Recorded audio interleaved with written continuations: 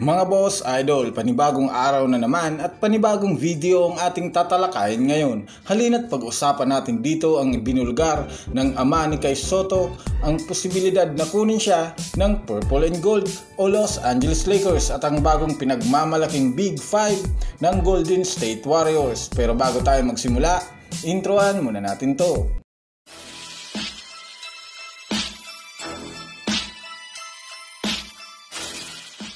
Mga boss, idol, halina't unahin natin ngayon dito ang balita sa Big 5 ng Golden State Warriors. Marami nga mga boss idol ang naniniwala na kaya na nga daw gawing championship contender ng Golden State Warriors ang kanilang team.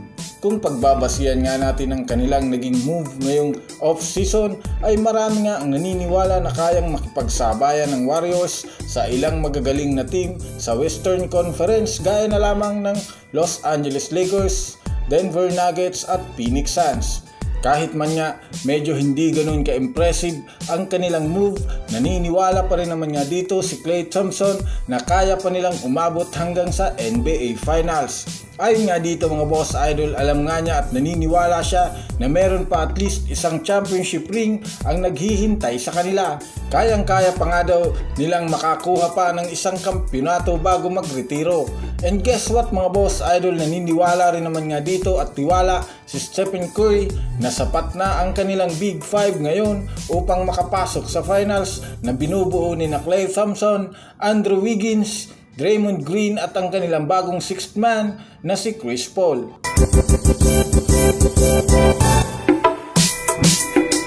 Sa kabilang dako naman tayo mga boss idol tungkol naman kay Kai Sotto. Habang abala nga ang ilang mga players sa pag-iensayo sa darating na FIBA World Cup ay mukhang tahimik lang nga ngayong gumagalaw ang mismong Wasserman Sports Agency. Ayon nga sa naging post ng ama ni Kai Sotto na si Ervin Soto, nakasaad nga dito ang mga katagang Purple and Gold, meaning Los Angeles Lakers. Kilala nga natin ang team na ito bilang Purple and Gold na nangangahulugang may nilulutong move ang management ni Kai Sotto. Kung inyo ngang matatandaan, nagkausap na nga dati sina Coach Phil Handy na assistant coach ng Lakers at si Kai Sotto sa NBA Summer League.